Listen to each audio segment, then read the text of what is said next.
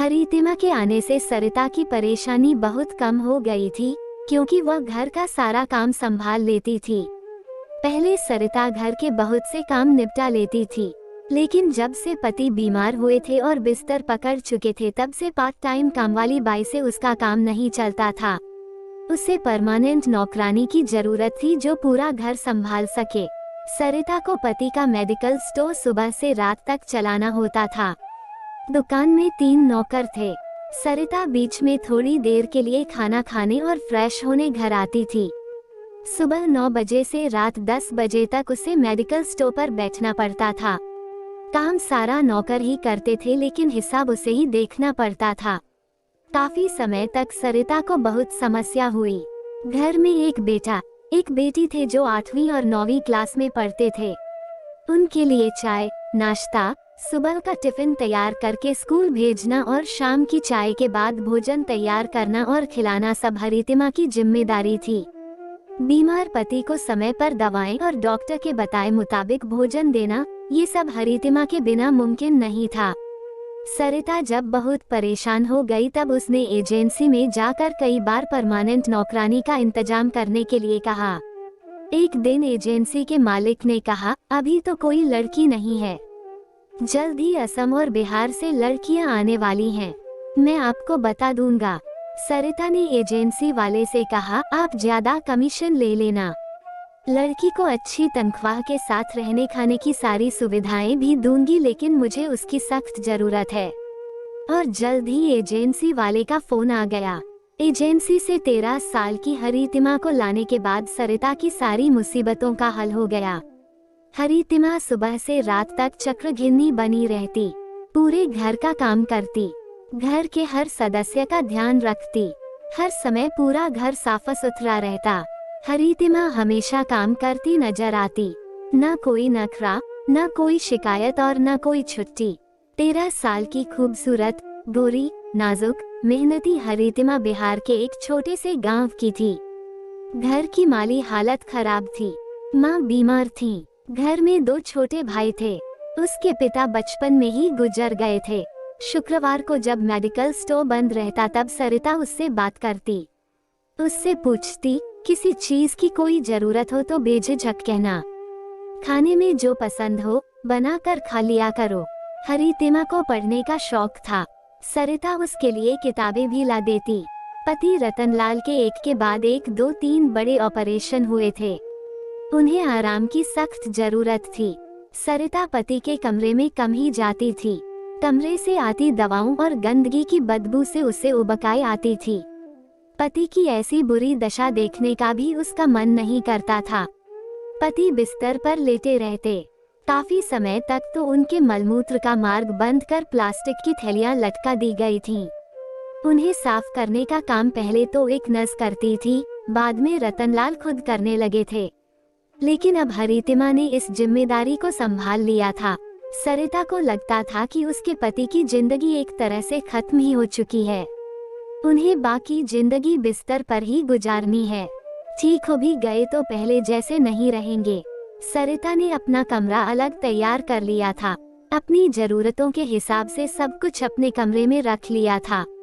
बच्चे बड़े हो रहे थे, वो गलती से ऐसा कुछ भी नहीं करना चाहती थी कि बच्चों की जिंदगी पर उसका बुरा असर पड़े। सरिता की उम्र 40 साल थी और पति की उम्र 45 साल के आसपास। पिछले 1 साल से वह पति की दुकान और घर सब देख रही थी। आज रतनलाल को प्लास्टिक की थैली निकलवाने जाना था, लेकिन ये बहुत आसान काम नहीं था। सरिता को साथ जाना था, लेकिन उसने कह दिया, मैं जाकर क्या करूंगी, मुझसे ये सब देखा नहीं जाता, तुम हरितिमा को साथ ले जाओ, फिर मुझे दुकान भी देखनी है, काम करूंगी तो पैसा आएगा, आपके इलाज में लाखों रुपए खर्च हो चुके हैं। तय हुआ कि हरितिमा ही साथ जाएगी। रतनलाल अस्पताल से 3 दिन बाद घर वापस आए। उन्हें परहेज के साथ दवाएं समय पर लेनी थीं। हरितिमा बोर न हो, इस वजह से सरिता शुक्रवार को उसे बच्चों के साथ बाहर घुमाने ले जाती। बच्चे जो खाते, हरितिमा को भी खिलाया जाता। चाट, पकौड़े, गोलगप्पे। बच्चे पार्क में खेलते तो हरितिमा भी साथ में खेलती। बच्चों के लिए कपड़े खरीदने जाते तो हरितिमा के लिए भी खरीदे जाते। चाट खाते समय एक लड़के ने हरितिमा से बात की। सरिता को अच्छा नहीं लगा। लौटते समय सरिता ने उससे पूछा, तुम इसे कैसे जानती हो? मेरे मुल्क का है मैडम। मुल्क के नहीं, राज्य के। मुल्क तो हम सब का एक ही है, सरिता ने हंसते हुए कहा। फिर उसे समझाया, देखो हरितिमा, तुम मेरी बेटी जैसी हो। इस उम्र में लड़कों से दोस्ती ठीक नहीं है। अभी तुम्हारी उम्र महज 15 साल है। अब हरितिमा को अक्सर ऐसी हिदायतें मिलने लगी थीं। रतनलाल लाठी के सहारे घर में ही टहलने लगे थे। एक बार वे लड़खड़ा कर गिर गए। तब से सरिता ने हरितिमा को हिदायत दी, तुम अंकल को थोड़ा बाहर तक घुमा दिया करो, कहीं और कोई परेशानी न हो जाए। तब से हरितिमा घर से थोड़ी दूर बने पार्क में उनके साथ जाने लगी। वह पहले जैसी शांत और सहमी हुई नहीं थी। अब वह हंसने, बोलने लगी थी, खुश रहने लगी थी। लेकिन हरितिमा के खिलते शरीर और उसमें आए बदलावों को देखकर सरिता जरूर चिंता में रहने लगी थी। उसे उस लड़के का चेहरा याद आया तो क्या बाहर जाकर इतनी उम्र में वह सब करने लगी थी हरितिमा, जो उसकी उम्र की लिहाज से गलत था। कहीं पेट में कुछ ठहर गया तो सरिता ने एजेंसी वाले को सारी बात फोन पर बताई। एजेंसी वाले ने कहा, मैडम, यह उसका निजी मामला है, हम और आप इसमें क्या कर सकते हैं। वह अपनी नौकरी से बेईमानी नहीं करती, आपके घर की देखभाल ईमानदारी से कर रही है, और आपको क्या चाहिए? सरिता को लगा कि एजेंसी वाला ठीक ही कह रहा है। फिर हरितिमा उसकी जरूरत बन गई थी। जरूरी नहीं कि दूसरी लड़की इतनी ईमानदार हो, मेहनती हो। सरिता इस बात को भूलने की कोशिश कर ही रही थी। 2-4 दिन ही गुजरे थे कि सरिता ने हरितिमा को उल्टी करते हुए देख लिया। सरिता घबरा गई। उसने प्यार से हरितिमा के सिर पर हाथ फिराते हुए कहा, तुमने आखिर बेवकूफी कर ही दी। जब ये सब कर रही थी तो सावधानी क्यों नहीं बरती? कितना समय हो गया, अभी जाकर अपने चाहने वाले के साथ मिलकर डॉक्टर से अबॉर्शन करा लो। बाद में मुसीबत में पड़ जाओगी और तुम्हारे आशिक को बलात्कार के जुर्म में जेल हो जाएगी। इतना तो समझती होगी कि 18 साल से कम उम्र की लड़की से संबंध बनाना बलात्कार कहलाता है। हरितिमा ने कुछ नहीं कहा। चुप रहने से काम नहीं चलेगा, सरिता ने गुस्से में कहा, मैं इस हालत में तुम्हें काम पर नहीं रख सकती। अभी इसी वक्त निकल जाओ मेरे घर से। हरितिमा रोने लगी। उसने सरिता के पैर पकड़ते हुए कहा, मैडम, गलती हो गई, मुझे माफ कर दीजिए। आप ही कोई रास्ता निकालिए, मैं इस घर को छोड़कर कहीं नहीं जाऊंगी। सरिता को गुस्सा तो था, लेकिन हरितिमा की जरूरत भी थी। उसने अपने परिचित डॉक्टर को दिखाया। 1 महीने का पेट था। 5000 रुपए लेकर डॉक्टर ने आसानी से पेट गिरा दिया। सरिता ने फिर डांटा, समझाया और दोबारा ऐसी गलती न करने को कहा। रात में उसे अपने पास बिठाकर प्यार से पूछा, कौन है वह जिसके साथ तुम्हारे संबंध बने? चाट पकौड़े की दुकान में मिला वह लड़का। हरितिमा चुप रही। सरिता समझ गई कि वो बताना नहीं चाहती। रतनलाल की ठीक होती तबीयत अचानक बिगड़ने लगी। उन्हें फिर अस्पताल ले जाया गया। डॉक्टरों ने हालत गंभीर बताई। जिस कैंसर से वे उबर चुके थे, वही कैंसर उन्हें पूरी तरह अंदर ही अंदर खोखला कर चुका था। अस्पताल में ही रतनलाल की मौत हो गई। उस दिन सरिता फूट फूट कर रोई और हरितिमा अकेले में अपनी रुलाई रोकने की कोशिश करती रही। पति के अंतिम संस्कार की सारी रस्में निबट चुकी थीं। सरिता की जिंदगी अपने धर्रे पर आ चुकी थी। बच्चे अपनी पढ़ाई में लग चुके थे। दुख की परतें अब छंटने लगी थीं। तभी फिर सरिता को हरितिमा में वे सारे लक्षण दिखे जो एक गर्भवती औरत में दिखाई देते हैं। इस बार हरितिमा अपने पेट को छिपाने की कोशिश करती नजर आ रही थी। सरिता ने उसे गुस्से में थप्पड़ जड़कर कहा, फिर वही पाप। इस बार हरितिमा ने जवाब दिया, पाप नहीं, मेरे प्यार की निशानी है। हरितिमा का जवाब सुनकर सरिता सन रह गई। प्यार समझती भी हो, ये प्यार नहीं हवस है, बलात्कार है। चलो अभी डॉक्टर के पास, सरिता ने गुस्से में कहा। मैं नहीं गिराऊंगी, ये कानूनन अपराध है। जेल जाएगा तुम्हारा आशिक। कुछ भी हो, मैं इस बच्चे को जन्म दूंगी। तुम्हारा दिमाग खराब है क्या? समझती क्यों नहीं हो? हाँ, मेरा दिमाग खराब है। प्यार ने मेरा दिमाग खराब कर दिया है। बुलाओ इस बच्चे के बाप को। वे अब इस दुनिया में नहीं हैं। क्या, कौन है वह? मैं उन्हें बदनाम नहीं करना चाहती। चली जाओ यहाँ से। हरितिमा चली गई। सरिता ने एजेंसी वाले को फोन कर दिया।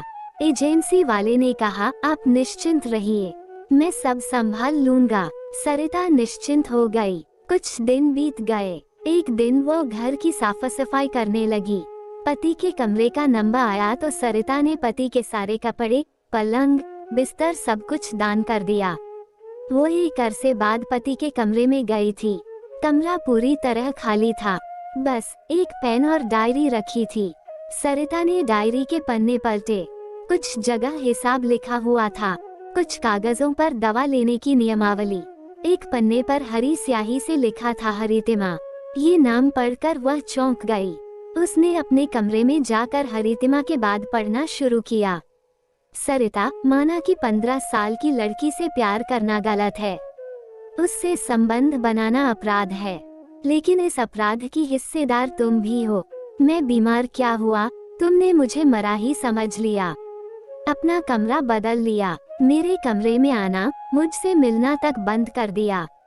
मेरे दिल पर क्या गुजरती होगी, तुमने सोचा कभी? लेकिन तुम तो जिम्मेदारियां निभाने में लगी थी। मैं तो जैसे अछूत हो चुका था तुम्हारे लिए। सच कहूँ तो मैं तुम्हारी बेरुखी देखकर ठीक होना ही नहीं चाहता था, लेकिन मैं ठीक हुआ हरितिमा की देखभाल से, उसके प्यार से। हाँ, मैंने हरितिमा से तुम्हारी शिकायतें की, उससे प्यार के वादे किए, उसके पैर पड़ा कि मेरी जिंदगी में तुम ही बहार ला सकती हो।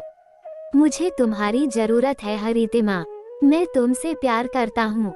कम उम्र की नाजुक कोमल भावों से भरी लड़की मेरे प्यार में बह गई। उसने मेरी जिस्मानी और दिमागी जरूरतें पूरी की। हाँ, वो मेरे ही बच्चे की माँ बनने वाली है। मैं उसके बच्चे को अपना नाम दूंगा। दुनिया इसे पाप कहे या अपराध, लेकिन वह मेरा प्यार है। मेरी पतझड़ भरी जिंदगी में वो हरियाली बनकर आई थी। इस घर पर जितना तुम्हारा हक है, उतना ही हरितिमा का भी है। लेकिन अब मुझे लगने लगा है कि मैं बचूंगा नहीं। अचानक से सारे शरीर में पहले की तरह भयंकर दर्द उठने लगा है। मैं तुमसे किसी बात के लिए माफी नहीं मांगूंगा। चिंता है तो बस हरितिमा की, अपने होने वाले बच्चे की।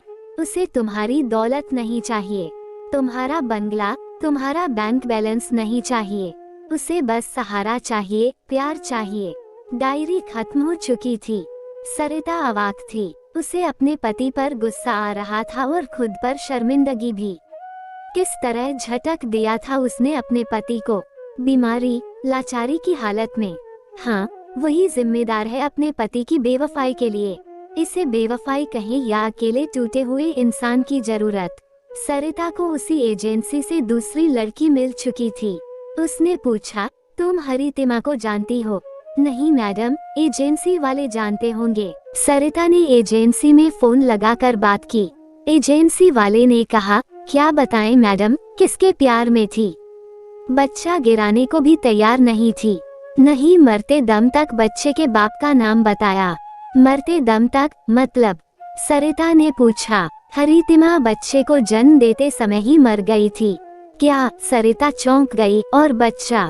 वह अनाथाश्रम में है। सरिता सोचने लगी, एक मैं हूँ जिसने पति के बंगले, कारोबार, बैंक बैलेंस को अपना कर पति को छोड़ दिया बंद कमरे में।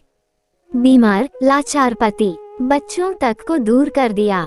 और एक गरीब हरितिमा जिसने न केवल बीमारी की हालत में पति की देखभाल की, अपना सब कुछ सौंप दिया, ये जानते हुए भी कि उसे कुछ नहीं मिलेगा सिवा बदनामी के। उसने अपने प्यार की निशानी को जन्म दिया। वह चाहती तो क्या नहीं कर सकती थी। इस धन दौलत पर उसका भी हक बनता था। वह ले सकती थी, लेकिन उसने सब कुछ छोड़ दिया अपने प्यार की खातिर। उसने एक बीमार मरते आदमी से प्यार किया और उसे निभाया भी। और एक मैं हूँ, चाहे कुछ भी हो जाए, मैं हरितिमा के प्यार की निशानी, अपने पति के बच्चे को इस घर में लाकर रहूंगी। मैं पत्नी का धर्म तो नहीं निभा सकी, पर उनकी संतान के प्रति माँ होने की जिम्मेदारी तो निभा ही सकती हूँ। सारी कागजी कार्यवाही पूरी करने के बाद सरिता बच्चे को घर ले आई।